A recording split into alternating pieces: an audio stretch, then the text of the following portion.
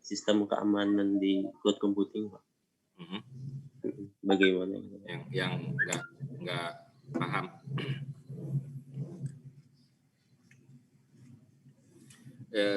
Jadi secara umum dari sisi keamanan dia sebetulnya aman ya, lebih aman ya. Ya aman gimana? Karena ada beberapa kok saya ini mati. Waduh. Ya kamera saya error jadi nggak saya nyalain. Jadi ada beberapa pertimbangan Mas. Yang pertama dari sisi keamanan dia lebih aman karena kalau Anda mau mengakses cloud computing kan mesti Anda harus login ya. Anda mau pakai internet, misalnya mau Anda login masuk ke Dropbox itu, Anda pasti akan harus login. Nah itu tentu ada satu keamanan tersendiri dibandingkan kalau misalnya Anda menggunakan flash disk biasa misalnya.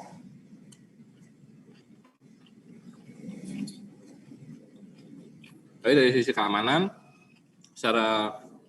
dari sisi keamanan data dari situ lebih aman. Kemudian, tapi di sisi lain gitu ya,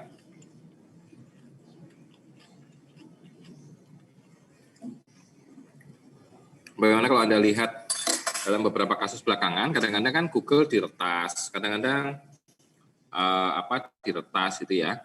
Nah itu bisa jadi di sisi lain data-data tersebut bisa diretas orang, sehingga hal-hal data-data pribadi yang sudah Anda percayakan di Google tadi, meskipun dia sudah disimpan lebih aman, tetapi bisa dibobol oleh orang lain. Satu. Nah, jadi meskipun lebih aman, tetap harus hati-hati. Kemudian yang ketiga, yang perlu kita pahami sekarang dalam pola bekerja sekarang ya. Kenapa misalnya YouTube bisa tahu apa yang Anda sukai? Kenapa Tokopedia, Shopee dan sebagainya bisa tahu apa yang Anda inginkan padahal Anda nggak ngomong apa-apa gitu ya. Karena data-data itu kan interconnected. Data-data itu saling interconnected. Nah, dengan data-data yang interconnected itu, kemudian nanti ada istilah namanya profiling gitu. Secara teknisnya namanya profiling. Nah, profiling itu dengan big data analytics tadi, Anda bisa terbaca. Anda sebetulnya senangnya apa, rumahnya di mana, tinggalnya di mana, kebutuhan belanjanya apa. Anda pernah terbayangkan nggak sih kalau misalnya Anda beli-beli barang itu tiba-tiba ada profiling seperti itu gitu. Nah, hal yang sama bisa terjadi pada penggunaan cloud computing ini. Anda mengakses aplikasi tertentu, nanti akan terbentuk profil apa sih yang Anda inginkan, apa yang Anda suka gitu.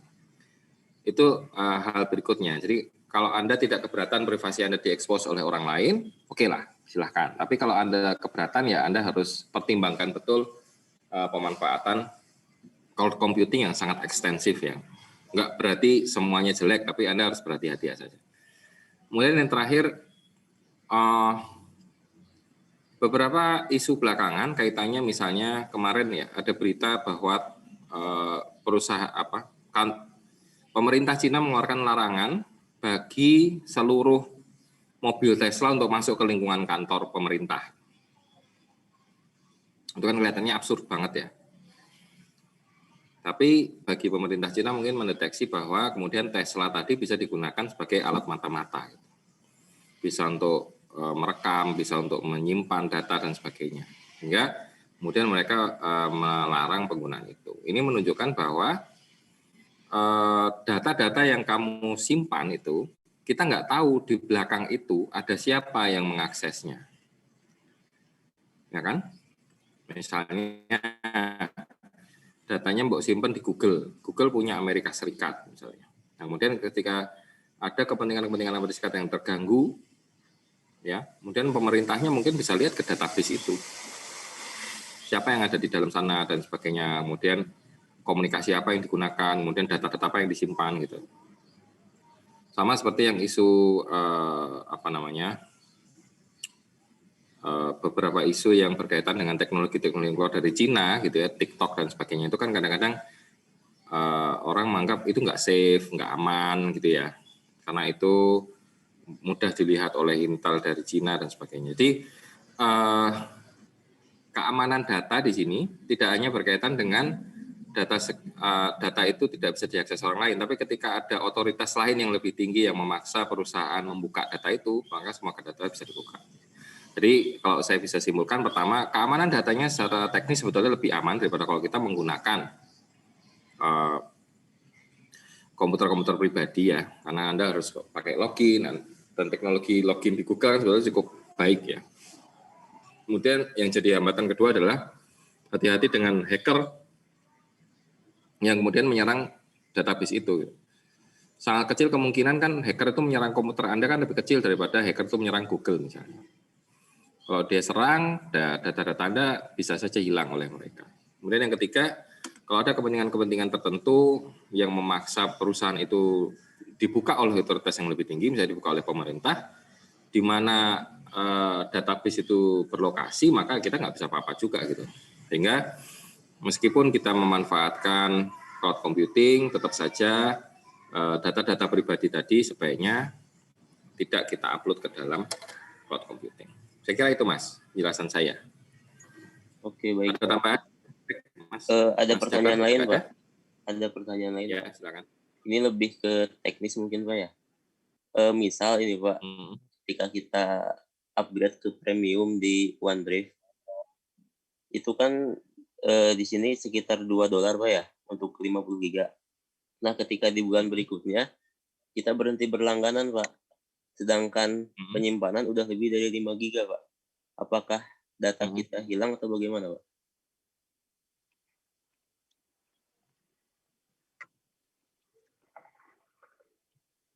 Biasanya dia akan ini ya. Pertanyaan bagus sih, saya belum pernah melakukan itu. Tapi kemungkinan mereka akan nanya, kalau misalnya ini akan kamu nggak langganan lagi, ini mau kamu download apa enggak? Biasanya ada durasi waktunya, Mas. Dan itu juga jadi masalah kan? Ya kita ragu-ragu juga nanti kalau kita nggak bayar, masih bisa akses data itu nggak gitu kan Mas Jabar? Iya, Pak. Pengalaman saya dengan beberapa aplikasi berbasis cloud itu hilang Mas. Jadi saya pernah pakai survei online itu ya, survei online namanya survei Gizmo. Saya pakai data di situ, begitu saya udah nggak langganan lagi ya udah nggak bisa diakses. Jadi pastikan sebelum kita berhenti membayar, ya sudah ada backup lain gitu. Ya.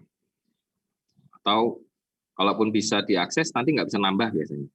Nah ini mungkin policy masing-masing itu berbeda, jadi perlu ada apa namanya?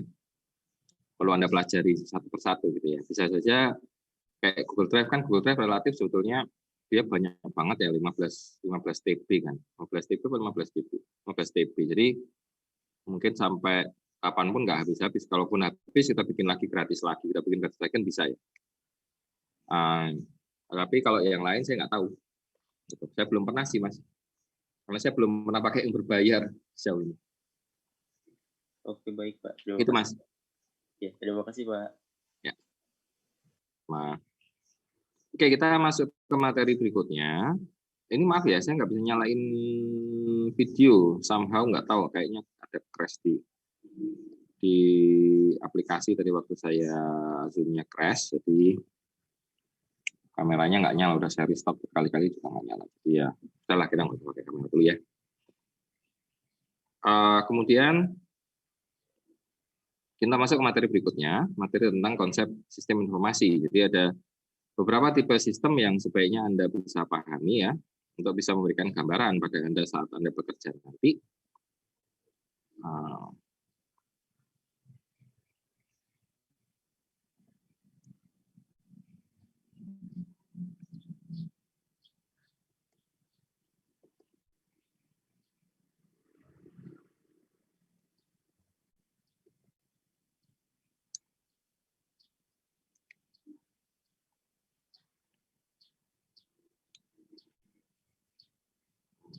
Ntar saya rekam dulu.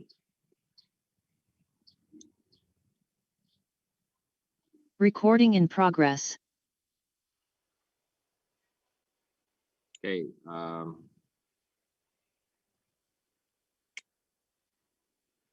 jadi secara tipe itu sistem itu ada beberapa model ya. Jadi ada yang namanya executive support system secara umum ya, dengan berbagai teknologi yang ada. Ada executive support system, gitu ya. Kemudian ada management information system, ada decision support system, ada KWS, office system, dan TPS, transaction processing system. Nah, setiap sistem tadi secara umum mewakili level yang berbeda-beda. Ya, misalnya kalau kita lihat di sini, sistem level operasional itu dinamakan dengan operational level system, biasanya berkaitan dengan transaction processing system (TPS). TPS bukan berarti pemungutan suara ya, tapi di sini transaction processing system. Kemudian yang kedua, sistem level pengetahuan, ada knowledge work system, ada office system, ada dua hal di situ. Ada KWS, ada office system. Nah, berikutnya lagi, di atasnya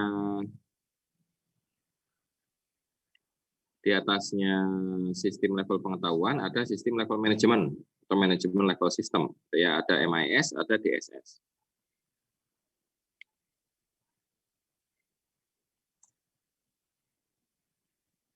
Nah, di dua ini juga merupakan sistem di level manajemen. Nah, terakhir di sistem level strategis ada yang namanya executive support system, atau sekarang juga banyak dikenal istilah executive information system atau EIS ya. Itu adalah sistem yang paling dewa banget lah, di atas banget itu ya. Yang dia mengambil data-data dari sistem-sistem yang ada di bawahnya, dan itu digunakan untuk kebijakan-kebijakan strategis. Kemudian kalau kita lihat lebih lanjut, ya, sistem level operasional atau transaction processing system adalah sistem terkomputerisasi yang melakukan dan merekam transaksi rutin sehari-hari diperlukan untuk menjalankan organisasi. Jadi menjalankan level operasional. Contohnya, kalau Anda sering pesan beli barang di Tiki, Anda beli barang di JNE, itu Anda sebenarnya sedang menggunakan TPS. Ya. Ada Anda klik, kemudian direkam, kemudian ada bisa pakai order tracking gitu ya. Itu adalah TPS. Atau Anda registrasi online si akad, itu juga transaction processing system. Jadi sesuatu yang secara langsung menghubungkan antara Anda dengan sistem yang besar. Itu namanya transaction processing system.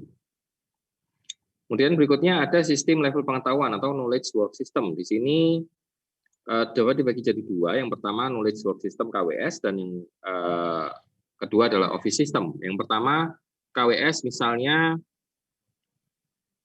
kalau Anda bisa pakai AutoCAD gitu ya, atau Anda bisa pakai Corel Draw yang biasanya disyaratkan bagi seorang engineer, bagi graphic designer gitu ya. Nah, itu berarti dinamakan menggunakan KWS. Tapi kemudian dalam perkembangannya memang semakin berkembang ya, sehingga ada istilah artificial intelligence, neural network, itu masuk knowledge work system ya. Di sini dinamakan knowledge work system karena untuk menjalankan aplikasi tersebut butuh knowledge yang berbeda daripada orang biasa, maka dinamakan knowledge work system. Yang kedua, sistem level pengetahuan masih sama office system. Yang pertama dari KWS, yang kedua office system. Nah, office system adalah sistem yang membantu pekerja data untuk menyelesaikan pekerjaannya. Contohnya ya tadi itu MS Word, dokumen imaging, Corel gitu ya. Nah, di sini Anda bedakan ya, pekerja data adalah orang yang biasanya memiliki tingkat pendidikan yang lebih berbeda dibandingkan dengan knowledge worker. Kalau di sini kan CAD/CAM, VRML, kemudian artificial intelligence, neural networks. Kalau di sini beda. Binomo berarti masuk yang sini ya, binomo yang dipakai untuk saham sekarang itu lagi tren banyak di YouTuber itu. Nah, kemudian kita beralih ke level ketiga. Kalau tadi transaction processing system ada di bawah, di tengah ada knowledge system. Di level ketiga ada management information system dan DSS. Nah, management information system di sini disebut sebagai sistem informasi yang melayani fungsi perencanaan, pengendalian, dan pembuatan keputusan dengan menyediakan kesimpulan rutin dan laporan khusus. Jadi intinya MIS ini mampu melayani kebutuhan laporan untuk manajer dalam ukuran waktu tertentu. Jadi dia mengelola data itu semua lah. Data yang ada dikelola, kemudian muncul perencanaan, pengendalian, pembuatan keputusan. Nah, yang perlu Anda cermati di sini, MIS itu menyediakan jawaban untuk pertanyaan rutin. Ya, kata-kata pertanyaan rutin ini adalah yang utama ya. Yang spesifik dan sudah tersedia prosedur untuk menjawabnya. Jadi kalau ada hal-hal yang sifatnya rutin, misalnya gini ya. Misalnya Anda punya toko, kemudian toko itu kehabisan stok. Maka manajemen sistem MIS bisa langsung kontak ke si pemilik stok untuk segera merestock barang. Itu kan otomatis itu.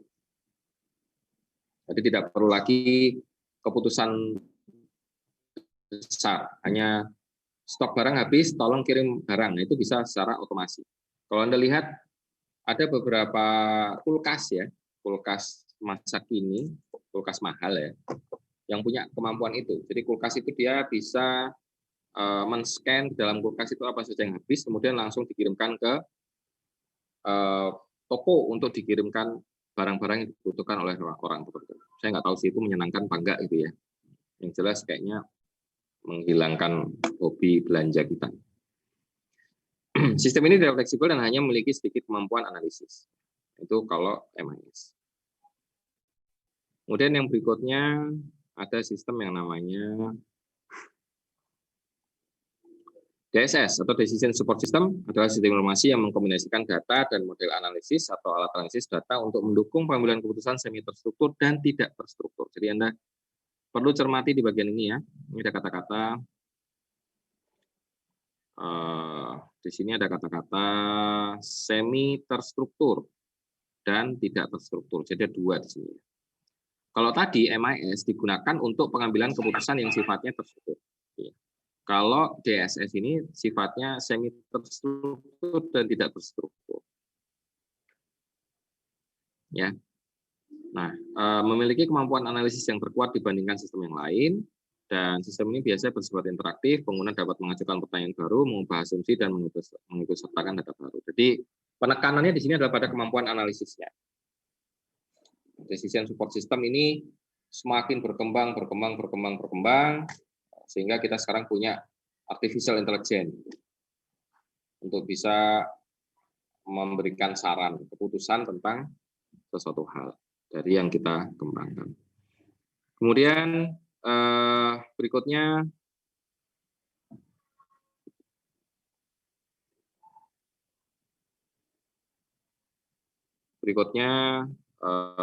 saya klik dulu ya.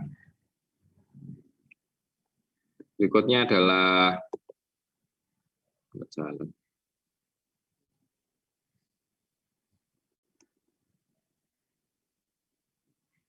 Berikutnya perbedaan antara MIS dan DSS. MIS berfungsi untuk menyediakan informasi tentang kinerja organisasi secara rutin. DSS tidak. Jadi DNS yang tidak rutin. Apa beda rutin dan tidak rutin? Itu yang jadi pertanyaan besar. Ya. Rutin itu adalah yang terstruktur. Ya. Jadi keputusan yang dihasilkan diambil berulang-ulang, repetitif, rutin, dan memiliki prosedur baku untuk membuatnya. Jadi ketika Anda berkata bahwa perusahaan atau toko saya butuh stok baru nih, itu kan rutin ya. Setiap tanggal 5 ternyata pokok habis atau susu habis atau snack habis gitu ya. Nah, itu akan dipanggil ke supplier gitu untuk memasok barang-barang baru. Nah, di situ kan sifatnya kan rutin, tidak ada hal yang tidak terstruktur, semua terstruktur semua. Yang kedua, semi terstruktur adalah keputusan yang harus diambil tidak baku, tapi sudah ada beberapa prosedur untuk menyelesaikannya. Nah, itu namanya semi terstruktur. Misalnya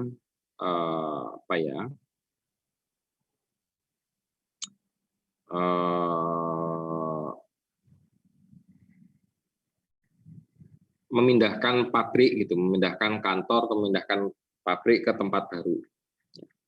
Memindahkan ke tempat baru itu semi terstruktur. Kenapa? Karena kalau misalnya memindahkan pabrik ke tempat baru kan sudah ada data-data nih.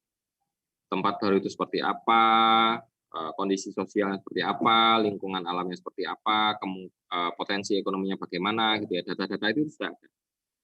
Tetapi terakhir keputusan tetap ada di manusianya, bukan dari sistem secara langsung. Nah, itu namanya semi terstruktur. Yang berikutnya terakhir tidak terstruktur. Nah, kalau tidak terstruktur, keputusan yang tidak rutin dengan mana pengambil keputusan harus memutuskan, menilai, dan memahami tanpa ada prosedur baku untuk menyelesaikan masalah tersebut. Jadi misalnya kalau kita mau memindahkan orang atau menerima pegawai baru ya, itu kan tidak terstruktur itu. Meskipun kita sudah tahu ada aturannya segala macam, tapi kita mau memindahkan itu kan ada pertimbangan-pertimbangan lain yang sifatnya sulit dilakukan secara terstruktur. Nah, itu adalah beberapa contoh dari masalah-masalah terstruktur, semi terstruktur, dan tidak terstruktur. Di mana kalau masalah-masalah terstruktur atau masalah-masalah rutin itu bisa dipecahkan dengan manajemen information system. Masalah-masalah yang semi terstruktur dan tidak terstruktur bisa dipecahkan dengan decision support system.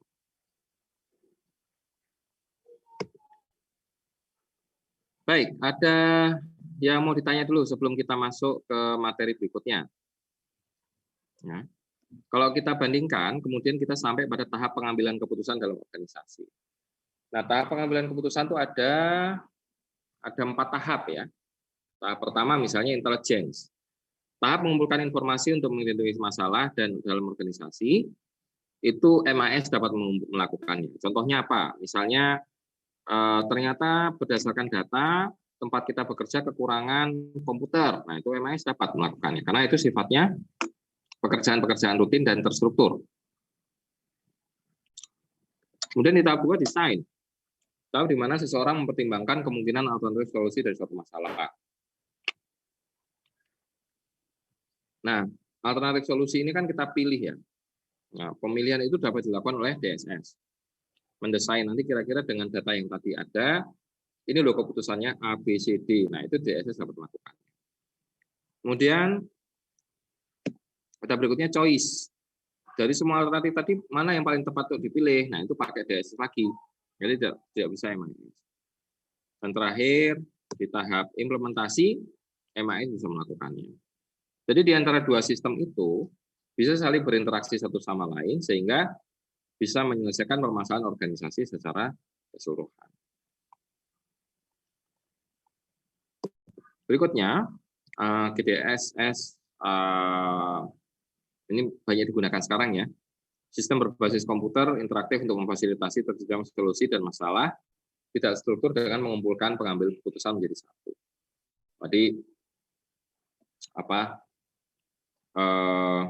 sekarang kan banyak telekonferensi dan segala macam itu lebih menekankan pada penggunaan GDSS.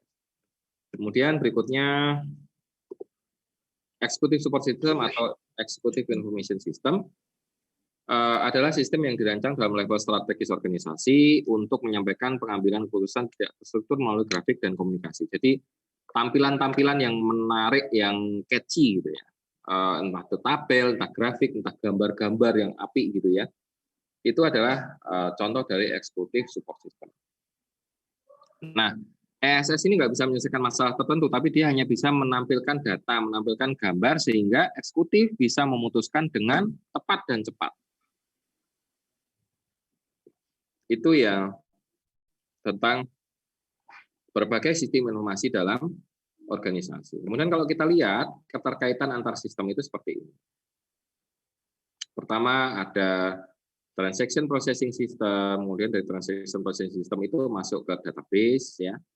Dari database masuk ke MIS untuk jadi laporan, masuk ke DSS untuk jadi laporan yang dianalisis, kemudian masuk ESS. Nah, di sini juga ada external data, di mana external data itu dimasukkan dalam DSS, kemudian susun laporan-laporan dan semuanya masuk ke dalam ESS. Tetapi database yang dari TPS langsung bisa masuk ke ESS. Kemudian dari external database juga masuk ke ESS. Sehingga bisa kelihatan dari sistem ini, ESS adalah muara dari semua laporan, semua alur proses dari masing-masing sistem yang sudah dijabarkan sebelumnya. Baik, sampai sini ada yang mau ditanyakan, silakan, tentang berbagai macam sistem informasi yang ada dalam organisasi. Silakan.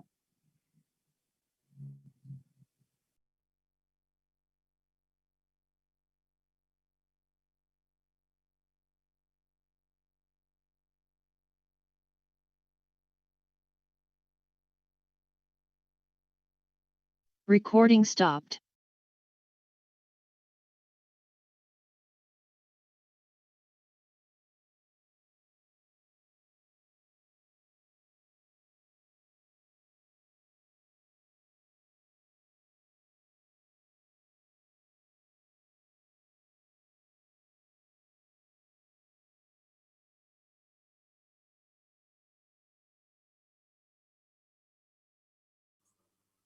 Bapak, saya mau tanya. Tadi maaf kurang jelas di saya. Gimana, Mbak? Bapak, itu tadi yang masalah kulkas itu yang kehabisan bahan-bahan itu masuknya ke struktur atau tidak struktur ya, Pak?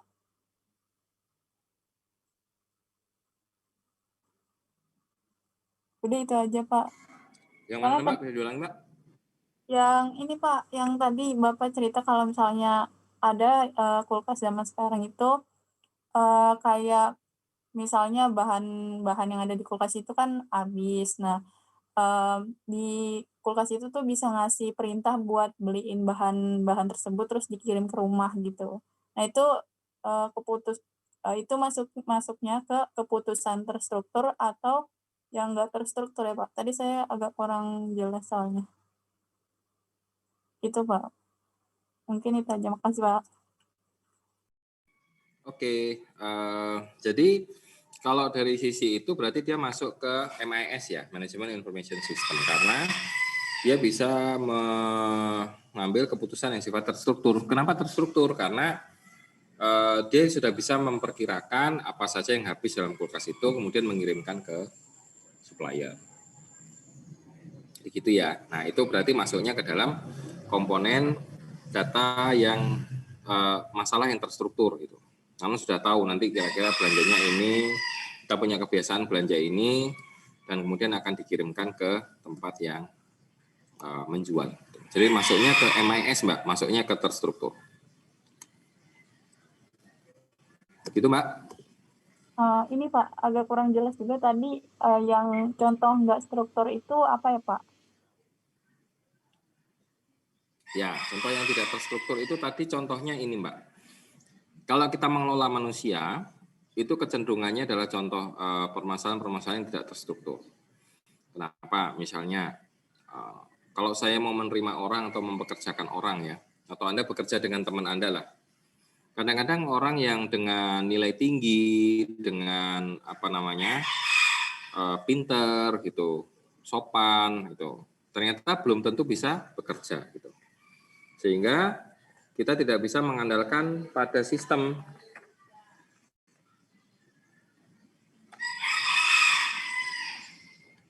Oh ya, makasih ya Pak. Mengandalkan pada sistem sehingga ketika kita mau mengambil kita memutuskan sesuatu gitu ya, itu kan kita menyesuaikan juga, Arya. Iya Pak, bisa dimengerti Pak. Makasih ya Pak.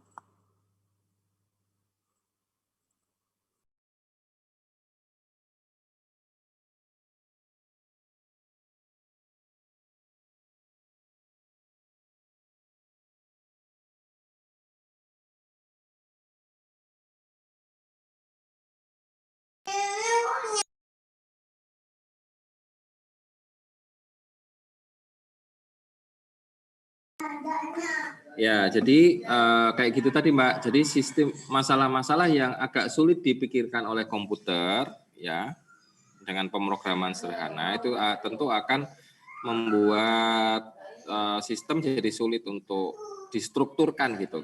Sehingga pada akhirnya masalah-masalah seperti itu nggak bisa diputuskan secara terstruktur. Itu ya Mbak ya. Jadi contohnya kayak gitu. Iya Pak. Terima kasih ya Pak. Ya, yang lain ada pertanyaan? Saya, Pak. Ya, silakan Mas Ilham. Tadi saya kurang paham di bagian knowledge word system sama office system, Pak. Mungkin bisa dijelasin lagi, Pak, sedikit. Oke, bagian mana Mas yang nggak paham perbedaannya? Masih rada kurang paham, Pak, sama yang knowledge word system sama office system. Ya. Jadi kalau office system itu penekanannya adalah pemanfaatan sistem-sistem atau aplikasi-aplikasi yang dia berdasarkan pada pengolahan data, gitu Mas. Pengolahan data misalnya ya tadi pakai MS Word, gitu ya, pakai Corel untuk dokumen imaging, atau imaging dokumen, gitu ya, atau pakai Microsoft Access ya, untuk mengolah database, atau pakai MySQL untuk mengolah database. Itu adalah office system. Sistem-sistem yang kita tidak membutuhkan keahlian khusus untuk mengerjakannya, menjalankannya. Ya, jadi sistem-sistem yang tidak membutuhkan knowledge khusus untuk menjalankannya. Anda kan kalau pakai Word, siapa aja sekarang bisa pakai Word. Excel, siapa aja sekarang bisa pakai Excel, asal Anda mau berlatih itu ya. Tapi di sisi lain, ada sistem-sistem yang memang butuh keahlian tersendiri. Misalnya, kalau Anda pakai AutoCAD, misalnya, CAD-CAM, yang untuk gambar desain rumah, gitu ya. Itu kan Anda pakai AutoCAD, pakai sistem namanya CAD-CAM. Itu butuh skill tertentu, skill tersendiri. Misalnya, Anda harus jadi engineer untuk bisa menggambar, Anda harus jadi arsitek untuk bisa menggambar bagus, Anda harus bisa menggunakan skill tertentu untuk membuat desain-desain ruang gitu ya, sehingga di situ dinamakan knowledge work system. Begitu juga dengan hal-hal lain, misalnya Anda mengembangkan sistem baru, ya itu pakainya knowledge work system. Jadi ketika Anda mengembangkan sistem baru, Anda butuh pengetahuan mengembangkan teknologi, mengembangkan program ya, untuk programmer gitu ya. Itu kan Anda butuh sertifikasi untuk bisa membuat pemrograman dan sebagainya, atau Anda butuh latihan lah untuk bisa membuat program itu. Oleh karena itu dinamakan knowledge work system. Jadi Anda bisa perbedakan ya. Kalau office system arahnya lebih pada pengolahan data, kalau knowledge work system lebih ke arah bagaimana memanfaatkan knowledge kita itu ke dalam format komputer. Itu Mas, kurang lebih Mas. Ada yang perlu ditambahkan atau ada follow up pertanyaan, silakan. Sudah cukup, Pak. Terima kasih, Pak. Ya, aplikasinya sih ya kalau tadi saya sampaikan di awal, itu ibaratnya kayak Microsoft Word dengan penggunaan perbandingannya dengan penggunaan AutoCAD itu tadi contohnya ya. Microsoft Word itu Office Work System, AutoCAD itu lebih ke Knowledge Work System. Ada yang lain yang mau ditanyakan berkaitan dengan materi hari ini?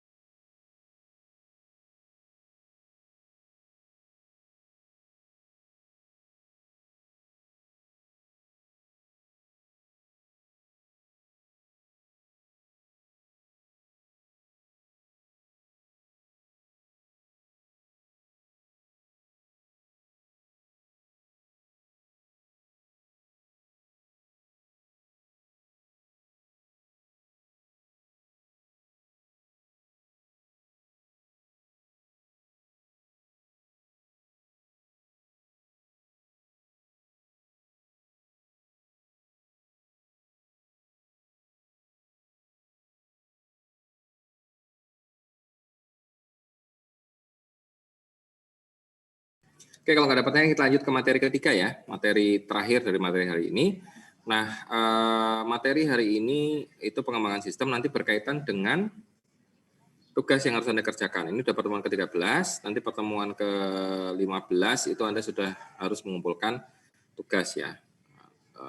16 saja lah. Pertemuan ke-16 Anda mengumpulkan tugas sekali lewat YouTube gitu ya.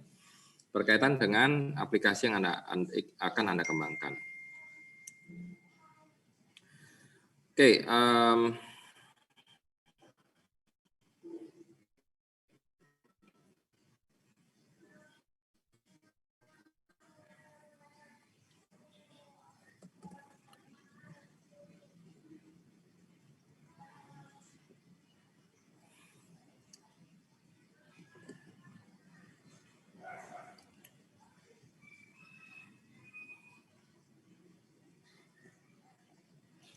pengembangan sistem. Jadi kalau kita bicara pengembangan sistem, itu adalah upaya kita untuk mengembangkan sistem yang kita susun menjadi lebih baik.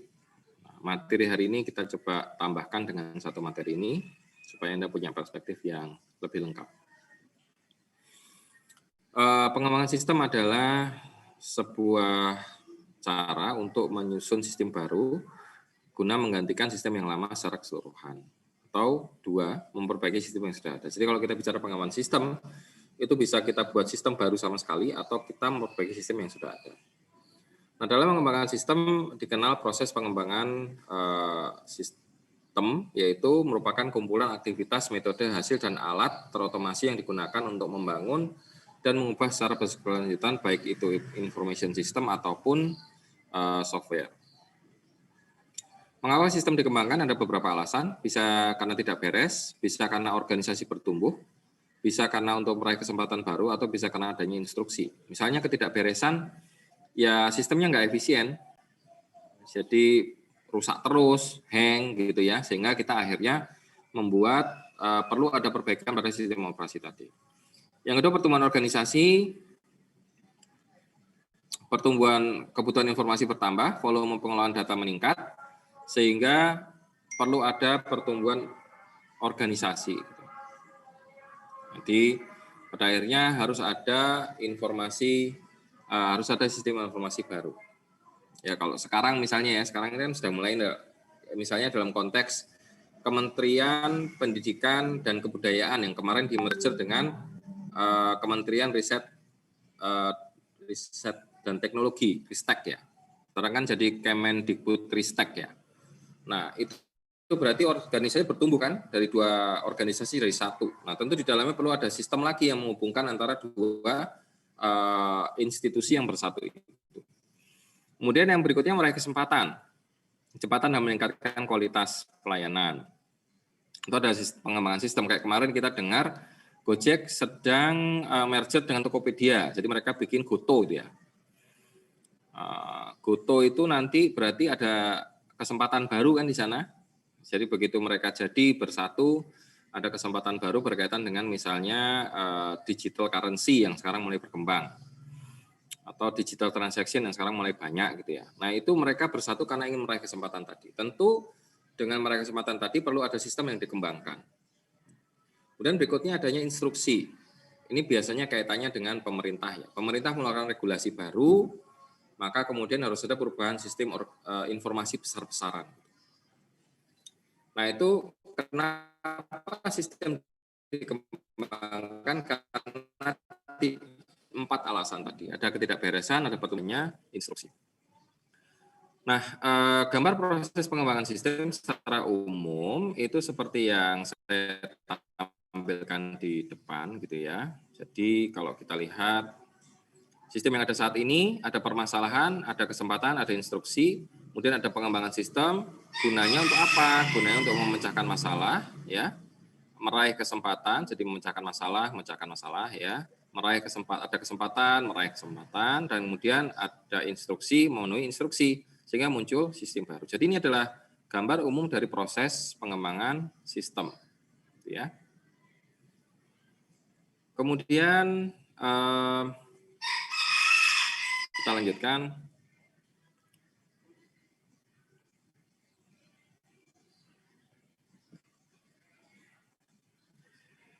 Cara untuk mengetahui masalah ada yang dinamakan kerangka kerja PISIS. Ya. PISIS adalah kerangka kerja untuk mengetahui ada performance, information, economics, control, efficiency, dan services. Nah, kerangka kerja ini bisa kita gunakan untuk mengetahui masalah ada atau tidak dalam sistem informasi yang kita jalani sekarang. Misalnya, secara performance, apakah sistem informasi kita sudah berjalan dengan baik, ataukah sudah lambat, atau sudah tidak memenuhi kebutuhan organisasi? Berarti performance-nya kurang, oke. Kemudian informasi, apakah informasi yang dikeluarkan oleh sistem itu sudah berjalan dengan baik, atau sesuai kebutuhan atau tidak, atau tepat waktu atau tidak. Nah, itu berarti ada masalah. Kalau misalnya semua baik, berarti nggak ada masalah. Economics, apakah sistem yang kita miliki sekarang itu menghabiskan biaya yang banyak atau tidak? Ya, apakah bermasalah atau tidak bagi budget kita? Kontrol, apakah sistem yang kita miliki itu mudah dikendalikan atau malah ngeselin gitu? Berkali-kali kita ingin misalnya pencet tombol A, keluarnya tombol B gitu ya. Kemudian efisiensi, sama dengan ekonomi tadi tentu kita akan lihat apakah kembangkan itu ternyata misalnya secara elektronik, secara listrik menghabiskan biaya tinggi atau tidak gitu. Kalau tinggi berarti dia tidak efisien dan perlu ada perbaikan. Dan servis, apakah sistem yang kita miliki sudah memenuhi kaidah-kaidah pelayanan yang kita perlukan dalam menjalankan organisasi atau belum. Nah, kerangka kerja PISIS ini cukup membantu kita untuk mengembangkan sistem informasi yang kita miliki saat ini.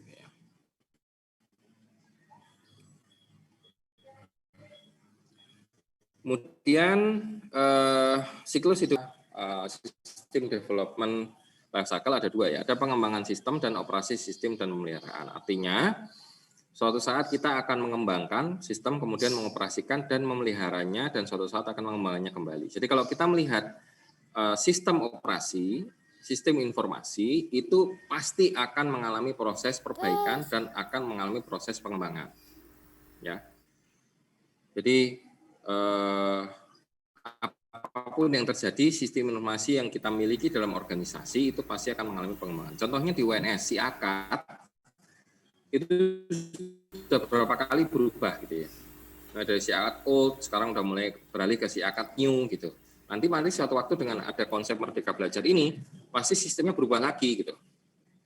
Nah, kalau ada perubahan, pasti yang lama harus ada perbaikan kan, ada entah itu efisiensi, performance, kebutuhan, instruksi, dan sebagainya. Nah, kemudian fase pengembangan sistem secara umum itu terdiri dari beberapa hal. Misalnya di sini ada sistem initiation. Sistem initiation adalah kita mencoba mengidentifikasi permasalahan dari sistem. Yang kedua adalah sistem analisis. Kita mencoba menganalisis dan mengerti permasalahan yang ada. Terus kita memberi identifikasi solusi persyaratannya seperti apa. Kemudian sistem desain, kita mengidentifikasi alternatif solusi, ya. Kemudian desain solusi yang dipilih. Ini beda ya, antara dua ini berbeda ya, meskipun mirip nih. Jadi kalau sistem analisis itu adalah solusi persyaratannya, solusi permasyarakatan berarti kira-kira requirement-nya seperti apa gitu ya. Itu ada di sini. Nah, setelah analisis baru desain. Alternatif solusinya seperti apa, desain solusi yang dipilih seperti apa. Dan terakhir sistem implementation, sistem implementasi berarti sudah desainnya sudah selesai, kemudian kita mulai jalankan sistem yang baru. Nah, setelah itu berarti termasuk di dalamnya mengevaluasi apakah sistem itu berjalan dengan baik atau tidak.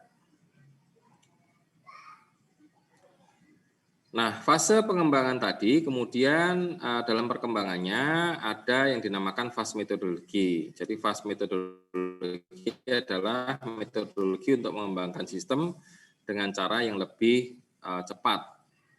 Singkatannya dari Framework for the Application of System Thinking. Nah, fase misalnya ada di sini mirip ya, ada scope definition, problem analysis, project initiation and system analysis. Kemudian ada requirement analysis, logical design, decision analysis, physical design and integration, construction and testing, dan installation and delivery.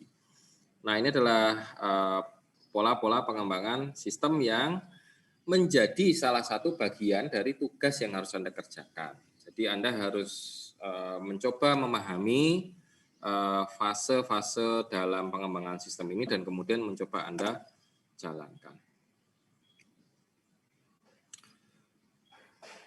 Baik, sejauh ini apakah ada pertanyaan?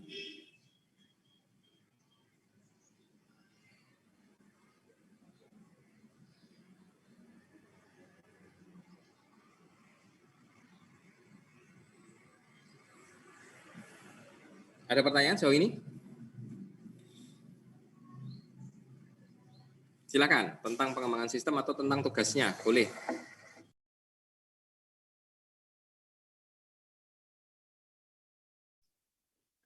Oh, Pak Rino, saya Mawar, izin bertanya tentang tugasnya, Pak. Oke, Mbak Mawar, silakan. Boleh minta tolong, Pak, dijelaskan lagi tugasnya itu seperti apa dan bentuknya gimana tadi, soalnya saya dengar pengumpulannya melalui YouTube atau gimana ya, Pak? Jadi minta tolong dijelaskan lagi, Pak.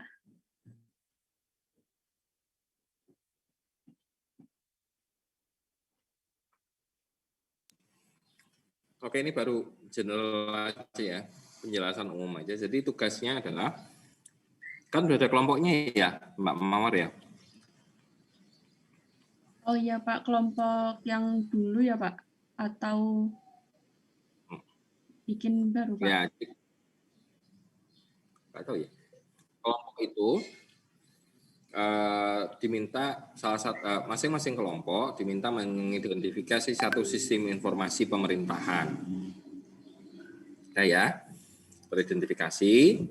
Setelah teridentifikasi, silakan Anda identifikasi kesalahannya atau kekurangannya seperti apa. Kekurangannya itu bisa didapat dari penelitian segala macam atau koran-koran, berita koran dan sebagainya. Nah, kekurangan tadi silakan dilengkapi. Menurut Anda seperti apa desainnya? Gitu ya.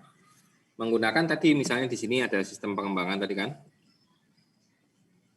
Iya, Pak. Ya. Menggunakan fast atau menggunakan pengembangan klasik nggak apa-apa. Tapi alur berpikirnya sama dengan alur berpikir ini. Gitu. Bagaimana Anda membuat scope definition, problem analysis, requirement analysis, logical design, dan sebagainya. Nah, dalam sisa kuliah kita, ke-13 ya benar ya, sisa kuliahnya adalah masing-masing kelompok sudah memiliki sistem informasi pemerintahan yang harus akan Anda kembangkan apa saja gitu ya, termasuk kekurangannya berdasarkan penelitian atau berdasarkan berita-berita di koran.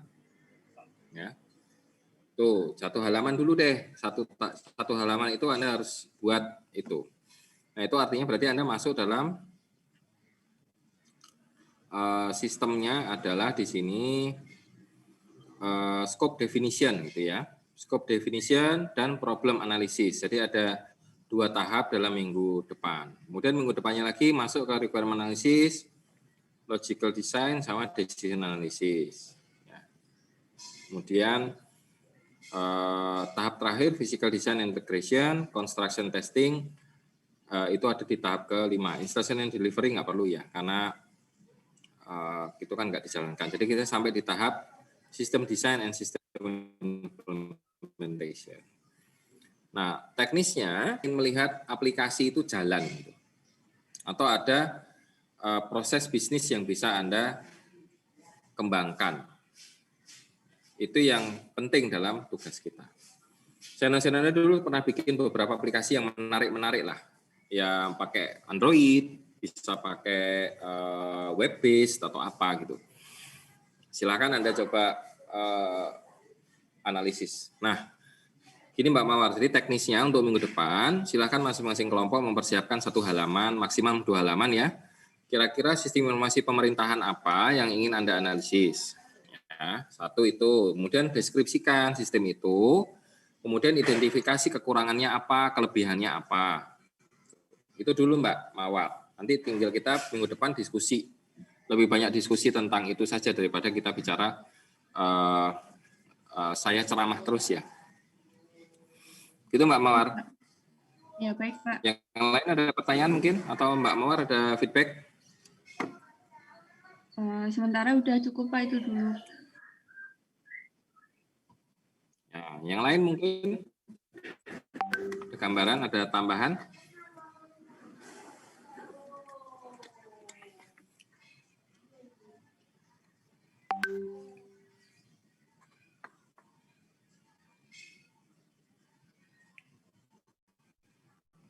Bapak, saya mau tanya. Ya, Mbak. Itu berarti nanti endingnya tuh kita bikin kayak tampilan gitu ya, Pak? Kayak user interface-nya gitu. Iya nggak, Pak? Ya, bisa Atau user nggak interface sampai- ya. Bisa user interface atau full aplikasi. Kalau nggak Jadi sampai full bisa pakai aplikasi dummy gimana, gitu Pak? ya, atau pakai full aplikasi. Bisa Ya pakai nggak apa, Pak? apa-apa. Minimum sampai nilai untuk bisa dapat nilai 80 adalah paling nggak sampai proses bisnisnya. Nah, minggu depan kita akan belajar tentang proses bisnis ya. Oh iya, iya Pak. Dan jika memungkinkan kita coba praktikum penyusunan proses bisnis lah. Pakai flowchart aja yang mudah. Flowchart. Yang lain mungkin ada Mbak Nanda ada feedback lagi? Ini Pak, ini berarti kita masing-masing kita itu download flowchart ya? Atau gimana? Sementara nggak usah dulu. Jadi nanti kalau misalnya ada aplikasi kok yang versi Google namanya IO Drawing kalau nggak salah. Nah, nanti kita pakai itu aja yang gratisan. Minggu depan mungkin kita akan belajar itu sambil Anda presentasikan. Jadi minggu depan awal kuliah kita langsung presentasi ya. Siapa yang mau presentasi duluan, satu kelompok masing-masing maksimum 5 menit ya. Jadi disiapkan presentasi itu, tapi tugasnya dikumpulkan ke Spada nanti ya, per minggu. Karena ini kan project base nih kuliah ini, jadi output dari kuliah ini adalah Anda bisa punya project untuk aplikasi pelayanan publik. Kalau misalnya nanti Anda pemrogramannya kesulitan, ya Anda mungkin bisa minta tolong temanmu yang di IT untuk bantu, atau misalnya Anda bisa belajar pemrograman yang sederhana aja kan. Yang tadi kayak misalnya Nanda cerita kalau pakai user interface saja ya nggak apa-apa juga. Yang penting kalau di Doodle itu gerak gitu ya. Kan ada beberapa aplikasi yang bisa membuat user interface dummy gitu, yang itu mungkin bisa Anda pakai. Baik, kalau nggak ada pertanyaan lagi, silakan nyalakan kameranya. Kita foto dulu terus bubar. Saya nggak bisa nyalain kamera. Saya udah nyalain, tetap nggak muncul, jadi maaf ya. Baik, hari ini kita sudah kuliah 3 materi sekaligus. Ya, pertama tadi saya mengantarkan tentang cloud storage, karena itu berhubungan dengan mata kuliah kita, pembahasan kita sebelumnya tentang database. Nah, cloud storage itu intinya adalah membantu kita dalam pengelolaan data maupun pengelolaan aplikasi, di mana dia bisa memberikan keamanan lebih, bisa memberikan kenyamanan lebih, tetapi tentu harus berhati-hati karena di satu sisi data-data yang Anda simpan di sana bisa terekspos atau bisa bocor atau bisa diakses oleh orang lain tanpa sepengetahuan Anda. Nah, kemudian di sisi lain ada beberapa konsep SI tadi yang sudah Anda lihat, ada yang mulai paling dasar adalah Transaction Processing System, kemudian ada Office System, kemudian ada Management System, kemudian ada Executive Support System. Jadi 4 sistem itu saling berhubungan satu sama lain, sehingga sistem dalam organisasi bisa berjalan dengan lancar. Nah, kemudian tadi juga terakhir saya jelaskan ada pengembangan sistem itu ya, bahwa ketika kita mengembangkan sistem kita harus menggunakan logika yang urut gitu. Tadi mulai dari sistem analisis, kemudian sistem desain, baru kita sampai ke baru kita sampai ke implementation and evaluation. Nah, pola berpikir ini sebetulnya mengalir pada pola berpikir sistem gitu yang saya pernah ajarkan sebelumnya, bagaimana pola berpikir sistem itu mulai dari identifikasi masalah, kemudian alternatif solusi, kemudian memilih salah satu solusi masalah. Nah, ini jadi tugas Anda harus melihat satu sistem informasi pemerintahan, kemudian Anda kritisi, Anda lihat kekurangannya di mana, kemudian dari situ Anda coba kembangkan untuk perbaikan. Baik, itu yang saya sampaikan sampai hari ini. Sampai ketemu minggu depan. Terima kasih sudah mengikuti kuliah ini dengan penuh, ya. Semoga bisa bermanfaat dan memberi pemahaman yang lebih baik. Assalamualaikum warahmatullahi wabarakatuh. Waalaikumsalam warahmatullahi wabarakatuh. Terima kasih, Pak.